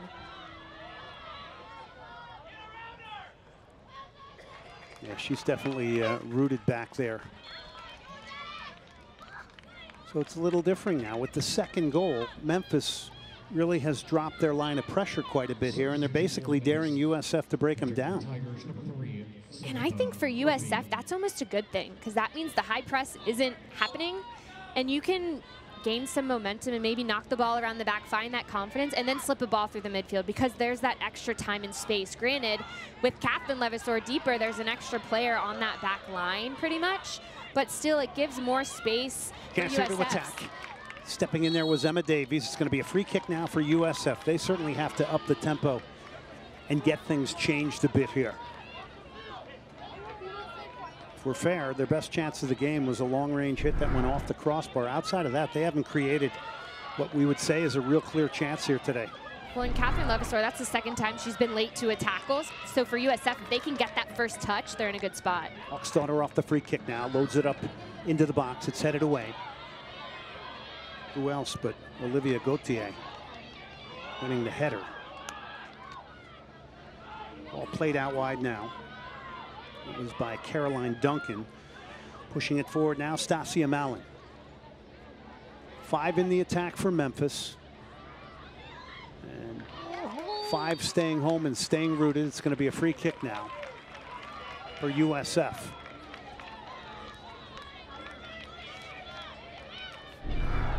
Sydney Martinez has been so impressive in net for such a young player. She is quick off her line here. Caroline Duncan's trying to run through. But Martinez not just takes the hit. First off, she initiates it because she's coming out, but she holds on to the ball as well. Wagner knocked it into midfield. Davies, Furlan now. Turns out of there, nice ball. Hawksdaughter, that's who you want on the ball. She's going to flare it out wide now. Kitching. Kitchen backing in a defender here. And stabbed away once again by Olivier Gauthier. But better from Kitching, taking some people on here.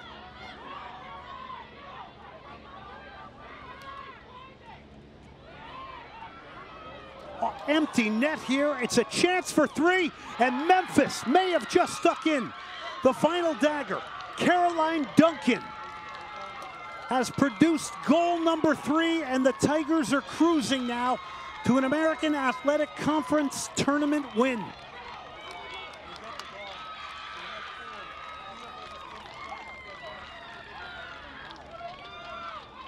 Memphis has been anticipating all game long, and that has been the biggest difference. They are ready for the ball when it comes through. They're waiting on it to be sent through, and that's exactly what Caroline Duncan did. This ball's played through. Nobody's even dropping there. Sabrina Wagner's looking to her side. There's nobody out wide. She has to tuck in. It didn't happen, and Duncan takes advantage of that. Tigers cruising here in Tampa. Serena Dolan. And this is a huge blow here now to USF. Ball assisted by number 3, Sabrina Wagner. Duncan from Vien in the 70th minute.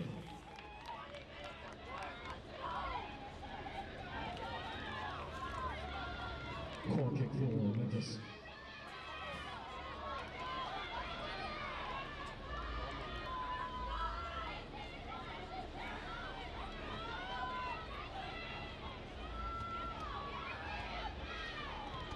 Tigers off the corner here. In it comes again. It's picked off out of the air there by Martinez. You have to begin to talk about this match from the perspective of your entire season. This is the last match of your year heading in to what is an NCAA tournament. And how do you regroup and reboot? Well, with South Florida, it starts with that first goal so that you're not coming off a home shutout. Granted, remember, they haven't lost a home game in 14 games. They're on a 14 undefeated streak at home going back to August of 2017. They haven't lost an American Conference game since September of 2016. So this is a team for South Florida. They are completely stunned at this point. And it starts with getting that first goal to have some sort of positive momentum going into the NCAA tournament. Yeah, this is a rarity. This is something South Florida fans have not seen. This is something South Florida as a team has not felt here at home in Tampa.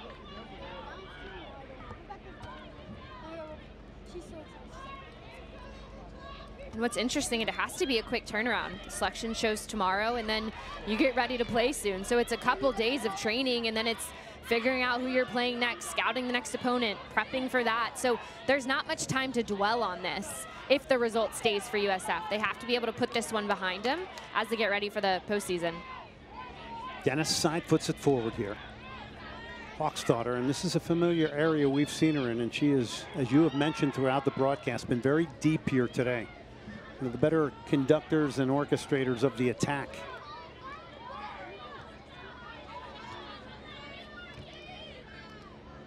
Memphis still working here, still engaged, and holding on to a 3-0 lead here.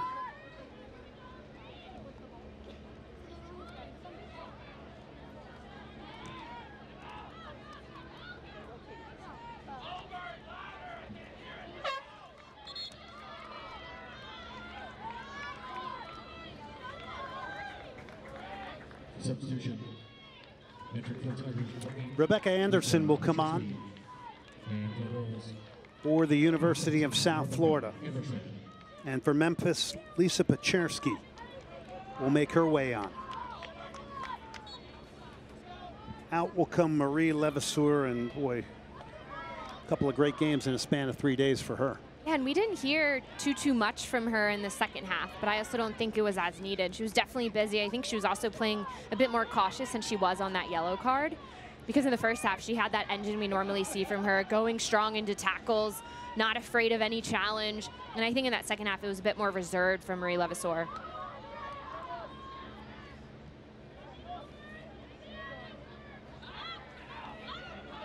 Vien tried to slip a pass through there to Furlan, who had made a run beyond her. Dennis now. Sabrina Wagner.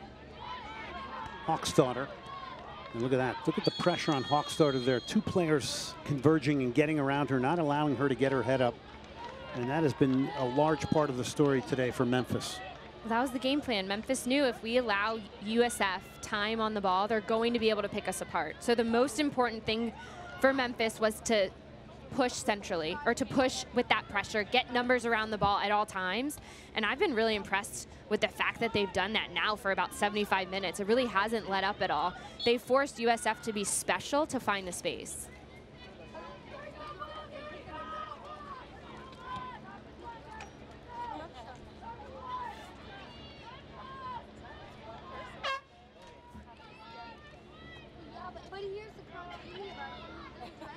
Ticking down towards 15 minutes left. More changes here. Duncan. And for USF, number 33, Marx. Let's go down to Haley Alton, the third member of our team. Grace Duncan entering the game, and as she entered, head coach Brooks Monaghan telling her to use her speed, go forward. He doesn't want the ball going backwards. He says everything forward from here on out. Thank you, Haley. Glenn, that's interesting because this is a Memphis team that doesn't need that fourth goal, but it obviously seems like they're wanting it. Or on the other end, it means that they're not as confident maybe with the ball around the back and playing simple. So I think you could look at that both ways. But I'm kind of taking it as Memphis at this point, they've had success going forward. Why change that at this point? Well, now we're seeing a little bit higher pressure from them. Their pressure's going a bit higher now here to try and finish off this last 15 minutes. They had a period where they defended a little bit deeper, especially after the second goal. That doesn't mean once it's come into the Memphis half of the field that they haven't been getting tight on people and really getting good pressure on the ball.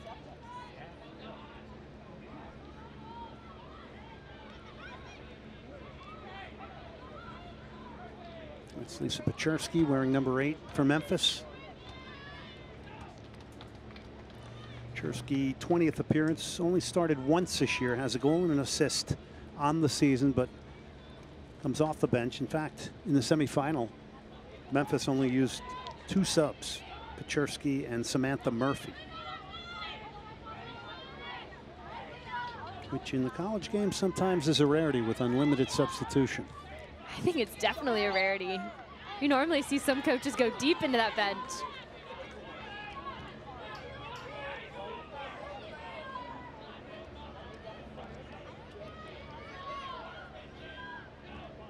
Ball diagonal into the box here, and again, Furlan just draped with Memphis defenders here. The back four for Memphis deserves a lot of credit here as well today. They've had a very active midfield in front of them, but they've been very organized, have dealt with everything, have denied the quality of Evelyn Vien the ability to get turned here today.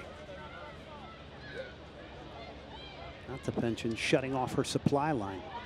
And I think sometimes when you're worried about a certain player, it can often be individual, but for the most part, they've been linked together and done a nice job as a back four rather than just individual efforts all around. Prior to today, Memphis had 4 road wins, well, 3 road wins out of 4 in 4 different cities. They first went up to Yukon, took on the Connecticut Huskies in Stores, and went down to Philadelphia with Temple, won back in Memphis, and then winning on Friday night here in Tampa, and looking well positioned here, barring an amazing comeback from USF here with a 3-0 lead here, ticking down towards 12 minutes left here in Tampa, Florida.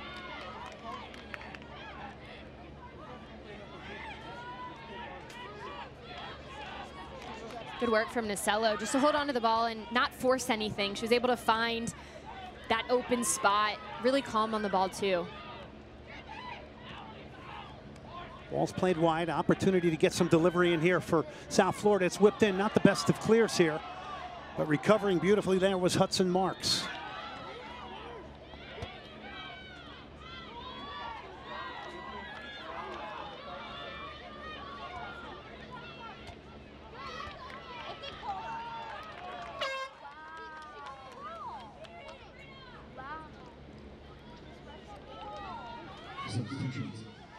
Coming back on now, Marie Levasseur, who just got a quick break here from Memphis.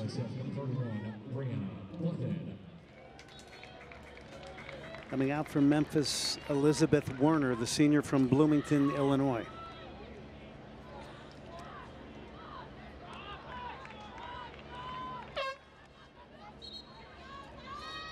Moberg close to her 13th clean sheet at this point. And when you also look kind of bigger picture, leaving this game, still expect to see both these teams in the NCAA tournament.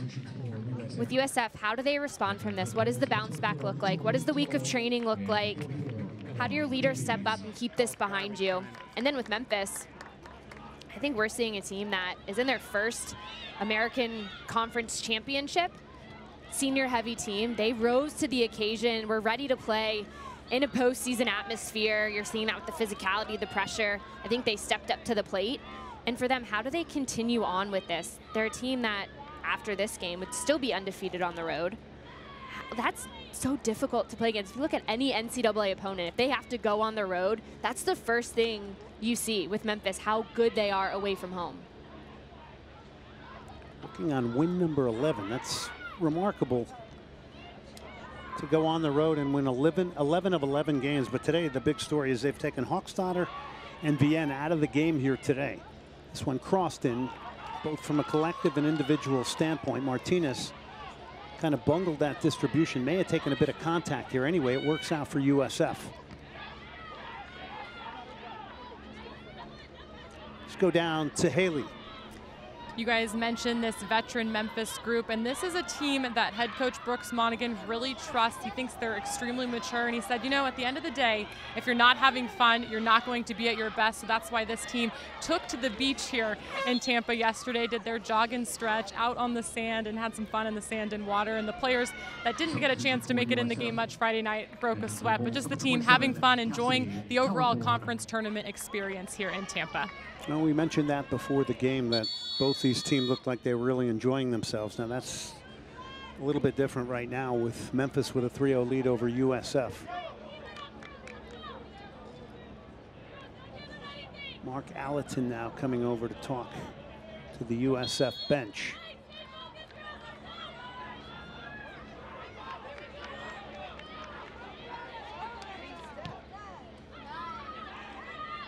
Ball driven forward, headed away by Gauthier, and Hudson Marx fouled. It'll be a free kick here for Memphis. The USF frustrations are on the field, off the field. I think every fan right now in the stands is wondering what's up with these calls, but at that point, Hudson Marx just gets tabletopped almost. She has a player underneath her. That is a foul. Maybe some of them have been questionable, but that one, it isn't. Got a yellow card now coming out.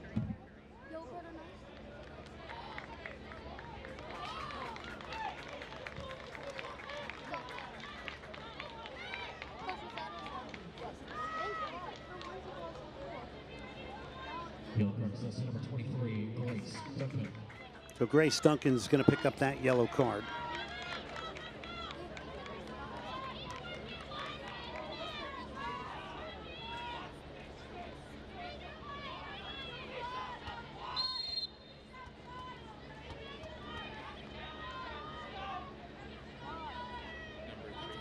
I'm talking to Denise Schulte-Brown. You know, they wanted to really put an exclamation point on winning the regular season with the conference tournament. Also to put into the minds of the selection committee that they could be hosting first or second round NCAA tournament matches. Both these teams ranked in the top 20 nationally. Of course, again, representing the American Athletic Conference and the strength of women's soccer here. It's going to be a free kick. Glenn, we were speaking to that a bit off camera earlier. How lucky we are to get 1 and 2 in the championship. We don't always see that. Sometimes crazy things happen when it comes to postseason play, but to have a team like USF and Memphis who are so good all season and consistently challenging, and then we look at just the storylines in this game. A team undefeated at home, a team undefeated on the road. We have 3 of the players of the year in terms of forward, midfield, and defensive player of the year, coaching staff of the year in this game, 2 unanimous first teamers. There's a lot going on in this game. Yeah, no question about it. And I think one thing you look directly to here is that in the semifinals in beating the University of Central Florida and holding on here today, which looks inevitable here with this 3-0 lead. Unless something miraculous happens here for South Florida, you've reversed results during the regular season that were losing results against 2 teams. This is a great way to head into an NCAA tournament. That's a ball hit here. Gauthier now is going to nod it back to her goalkeeper, Moberg. She only had 1 save in the semifinal against UCF. Sophomore from Port St. Lucie, Florida.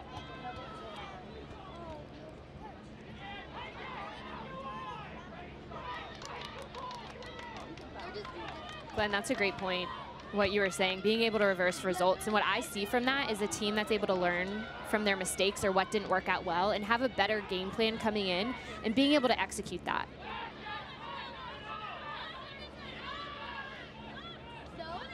Parks goes to it.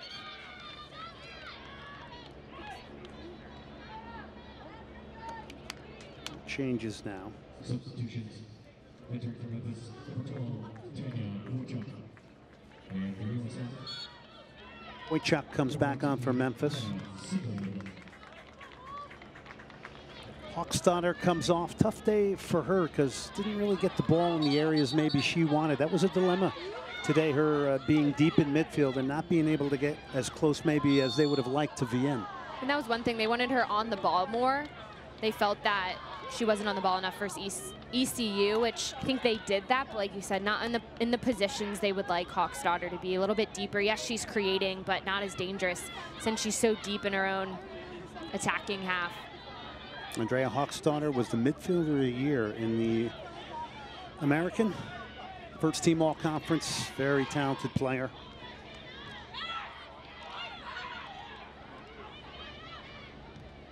It's knocked out wide here. Levasseur.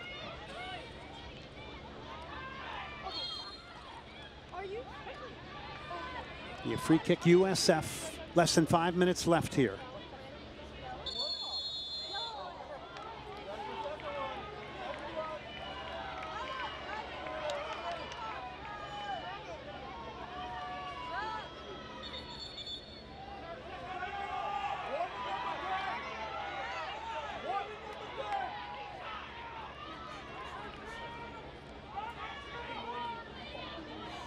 Crowd is trying to beg the referee, Mark Allerton, to give a second yellow card there. And Marie Levasseur, who needs to finish this one out with emotional control here. I wouldn't be surprised if we see her subbed out, just because there's no need at this point to keep her on the field. And with the tensions that have already kind of risen throughout this game, I think Marie Levasseur is a player that could maybe fall victim to that, having that first yellow already. Let's go down to Haley. Lizzie Warner waiting to go in the game, and that's exactly right. We will see her going in for Marie Levasseur, rather, the coaching staff wanting to get her out of this game just to be safe. There you go. Three minds working together well, and we'll add the coaching staff of Memphis in as well. So there's four, and like that. Out goes Marie Levasseur. Entering for Memphis, number 4, Elisabeth Moberg. And Elisabeth Werner comes back on here. For USF Lexi Degrees.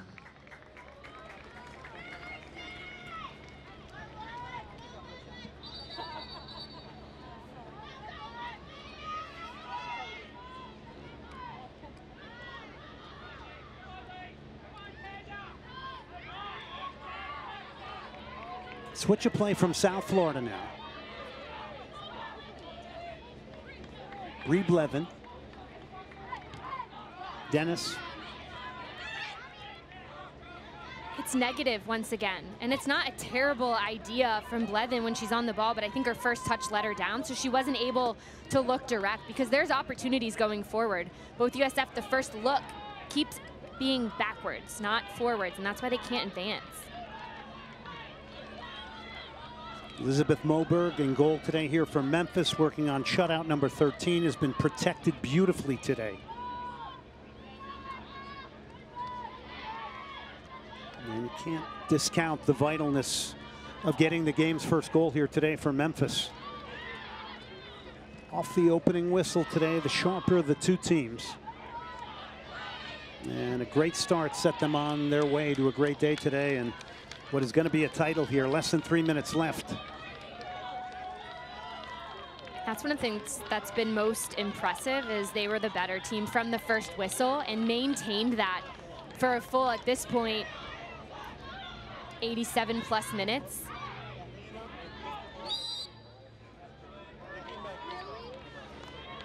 And when your top goal scorer and one of the top strikers in the nation has been pulled out of a game, you know it's pretty much thinking about now the NCAA tournament going forward for USF, as Evelyn Vien taken out minutes ago. Memphis now trying to see this one out with a 3-0 lead here in Tampa.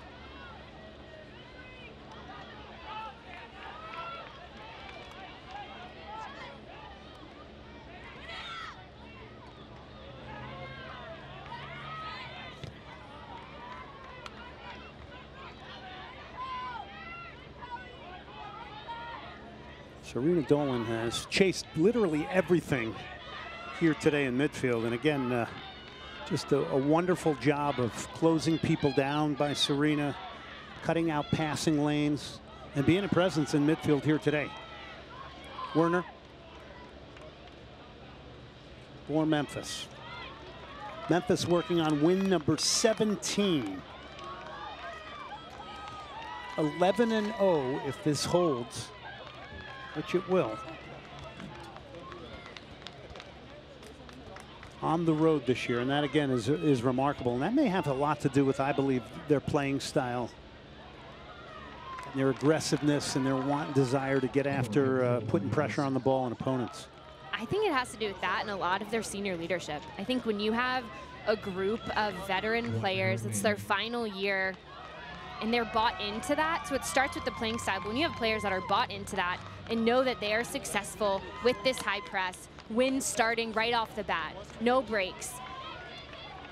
Some of those seniors we'd mentioned: Olivier Gauthier, center back; Chanel Hudson Marx, center back here today; and then Catherine Levasseur, as long as her sister Marie Levasseur. All key seniors here. They do have the senior leadership, which coaches always talk about in the college game.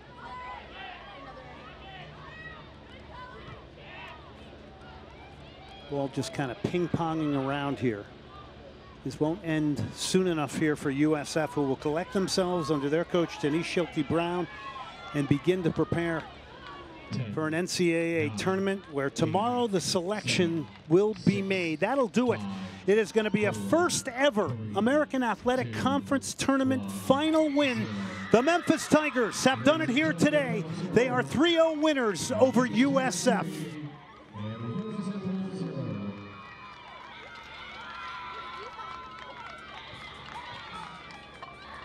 Glenn, they did that with a statement. To be able to avenge that 2-0 loss from earlier in the season, to be able to do it away from home on USF's home field with a shutout, shutting down Vien, shutting down Hawksdaughter. I mean, completely owned this game from the first whistle. That early goal, we have to give a lot of credit. Starting off this game was Clarissa Lera, just the energy that she brought to this game, putting 2 goals away, especially that first one was the key. And there it is, to the spoils. To the victor goes the spoils. 2 goals today for Larissy, 1 for Duncan. The Memphis Tigers, the 2018 American Athletic Conference champions. So that'll do it today from Tampa, Florida. The Memphis Tigers win number 17 on the year. They do it against one of the tops in the nation, the University of South Florida. That'll do it today from Tampa. Glenn Davis from Morgan Conklin and Haley Outen. We say goodbye. Memphis are the American Athletic Conference Tournament final winners.